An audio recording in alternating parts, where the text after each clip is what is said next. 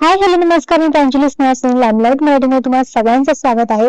Star प्रवाहावर एक नवीन मालिका आपल्या सगळ्यांच्या भेटीस येत आहे. आमच्या लाडक्या नाईकबाई आणि त्याच नाईकबाई आणि त्यांचे मिस्टर हेमंत आपल्या सोबत आहेत. तर कशा आहात? मस्त, एकदम खूप छान. तुम्ही काय सांगाल? फॅन्टॅस्टिक. कसं चाललंय शूट? शूटिंग आमचं छान चाललंय. आता आम्ही रुळतोय शूटिंग मध्ये, सेटवर. आणि आम्हाला आमची कॅरेक्टर्स आता ओळखीची व्हायला लागली आहेत. आजूबाजूची मुली असतील, सासू असेल, आई असेल, ही सगळी कॅरेक्टर्स आता आपली वाटायला लागलेत. एक फॅमिली आता हळूहळू तयार होते. कारण ज्या वेळेला सुरुवात होते तेव्हा सगळेच अनोळखी असतात आणि आपण नात्यात आहोत हे दाखवायला लागतं. पण आता हळूहळू एकमेकांच्या गोष्टी किंवा एकमेकांचे स्वभाव, कॅरेक्टर्स म्हणतो मी, ते कळत जातात आणि आता आमची फॅमिली हळूहळू व्हायला लागले. नाईकबाई एकदम अशा आपल्या आईसारखेच आहेत, गृहिणीसारख्याच आहेत. पण इथे जे शिक्षक आले होते किंवा तुमच्यापैकी अनेकांनी असे काही किस्से सांगितले जे हेमंत सरांना त्या सिरियलच्या माध्यमातून खूप रिलेट करणार आहेत, त्याबद्दल काय सांगाल?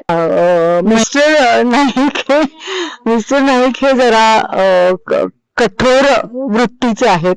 ते खूप त्रास देतात नाईकबाईंना आणि त्यांचे स्वतःचे इंटरेस्ट वेगळे आहेत. त्यामुळे त्यांना असं वाटत असतं की ह्या बाईंनी आपल्याला वेळेवर चहा द्यावा, वेळेवर जेवण द्यावं, पैसे आणून द्यावेत आणि मग त्या पैशांचं मला जे करायचं ते मला करता यावं. अशा सगळ्या त्यांच्या अशा धाटणीचे, ते अशा विचारांची धाटणी असलेले असे नाईक आहेत, मिस्टर नाईक आहेत. त्यामुळे त्यांचं माझं प्रेम आहे की नाही माहित नाही अजून माझ्या नवऱ्यावर, कारण ते रिलेशन तसं प्रेमावर बिल्ड झालेलं नाहीये. पण मी त्यांना एक पती म्हणून किंवा एक नवरा म्हणून त्याला मान देते, त्यांच्या शब्दाला मान देते आणि तशी वागणारी ही शारदा नाईक आहे. आणि मिस्टर नाईक ते सांगतील. जसं ती म्हणाली की म्हणजे प्रेम तर नाहीये आमचं. काय होतं नाहीये ह्याचा आणखी किस्सा आहे का जो मालिकेत आम्हाला पाहायला मिळणार आहे? मालिकेत तुम्हाला हा मिळेल ना, ते पुढे कालांतराने कळेलच. पण आता तरी ते रिलेशन खूपच असं वाईट रिलेशन आहे. रिलेशन म्हणण्यापेक्षा टॉक्सिक आहे. टॉक्सिक आहे. हा टॉक्सिक माणूस आहे, हा नालायक माणूस आहे. याला स्वतः काही करायचं नाहीये. एकतर बायकोच्या जीवावर जगतोय, फक्त त्याच्या आईच्या घरात राहतो म्हणून तो एक माज आहे त्याला, आणि तो माज तिला तो कायम दाखवत असतो. आणि ठराविक मुलांबरोबर तो बरा आहे, कारण ती मुलं त्याच्यासारखीच आहेत चॅप्टर. आणि मुलगी एक आहे जी तिच्या बाजूने आहे, ती मला आवडत नाही. आणि आहे म्हणजे त्रास देणारा आहे. पण आय होप की लोकांनी मला शिव्या दिलं तर ती पावती आहे, पण मारलं बिरलं तर मग जरा कठीण आहे. म्हणजे कारण नाईकबाईंना म्हणजे खूपच सिंपती आणि ते मिळणार आहे, आणि म्हणजे सपोर्ट मिळणार, सिंपतीही मिळणार आहे. आणि त्यात मी जर काही शहाणपणा केला तर मला रस्त्यात कुठेही पडू शकते, असं मला बद्दल आम्हाला सगळ्यांनाच खूप सॉफ्ट करणार त्यांच्या आधीच्या सगळ्या कॅरेक्टर्समुळे वगैरे. आणि आता अजूनही एक पात्र आता भेटीच येतंय. बोला. तेच म्हणतो ना मी, की म्हणजे आता मला ती भीती आहे. म्हणजे मी सीन करताना पण मी विचारतो की बाबा असं काय म्हणजे ऑब्जेक्शन येणार नाही ना, कारण मी इतका वाईट वागतोय, लहान मुलीशी वाईट वागतोय, तिला बोटं कापीन, तुझी जीभ कापून टाकीन वगैरे असे. म्हणजे हे डेंजरस आहेत सगळ्या गोष्टी. पण आय डोंट नो, त्यांनी खूप विचार करून लिहिले असतील या सगळ्या गोष्टी. आणि जर माझं म्हणजे मला जर लोकांना जर माझा राग आला तर I think I am on a winning side of this role. म्हणजे आणि जर नाईकबाईंना मी त्रास देऊ शकलो तर असं मला वाटतं की मी जिंकीन as an actor, not in real हे. पण आहे तसे.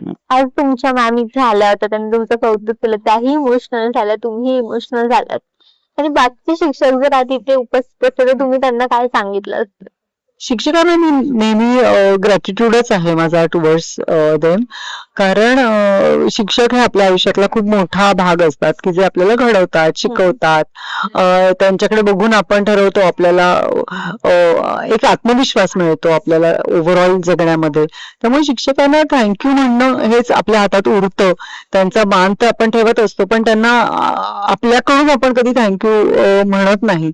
तर मला असं वाटतं की त्यांच्यामुळे आपण आहोत, त्यांच्यामुळे आपल्या आयुष्याचा बराच भाग घडलेला आहे, ही याची जाणीव आपण ठेवणं हे खूप महत्वाचं आहे.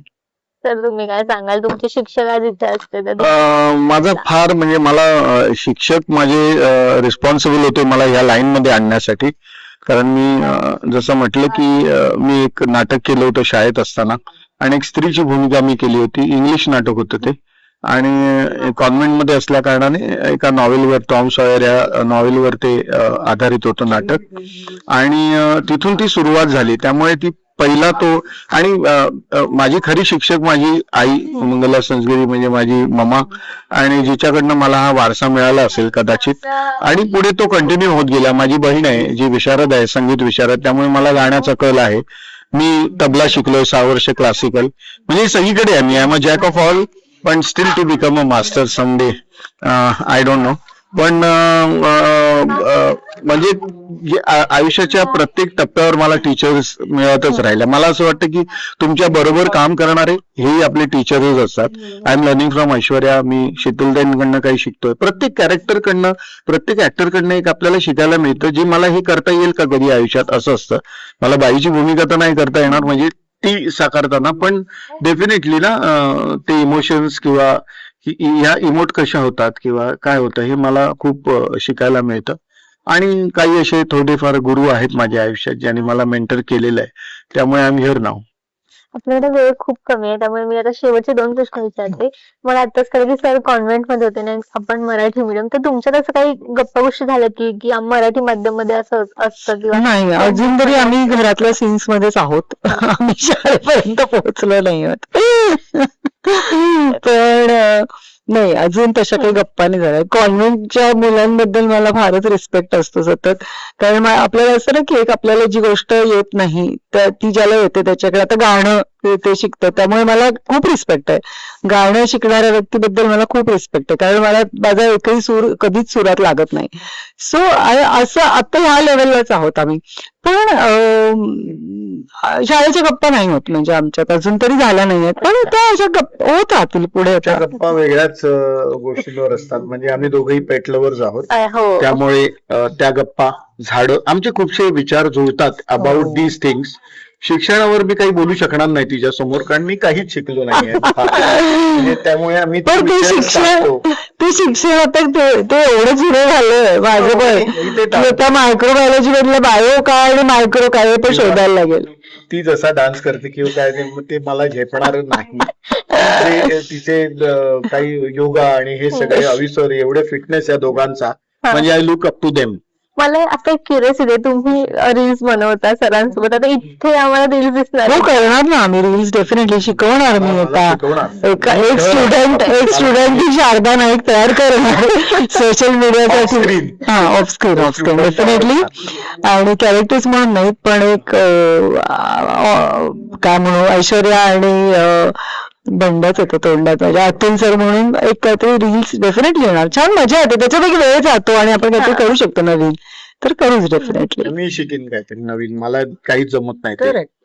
जाताचा शेवटचा प्रश्न, बालपणातली कुठली कविता आठवते का? बापरे नाही. हिरवे हिरवे गारे गालीचे, हरित तृणांच्या मखमालीचे, किंवा मला ते आठवतं, शरा आला तो धावून आला काळा, आमच्या बाईंनी आम्हाला चालीच शिकवली होती. ती एक श्रावण बाळाची कविता होती, ती एक आठवते. आता ती म्हणायला लागले तर ते उठून जातील, त्यामुळे आता मी म्हणत नाही ती. Thank you so much. Thank छान you. वाटलं तुमच्याशी बोलून.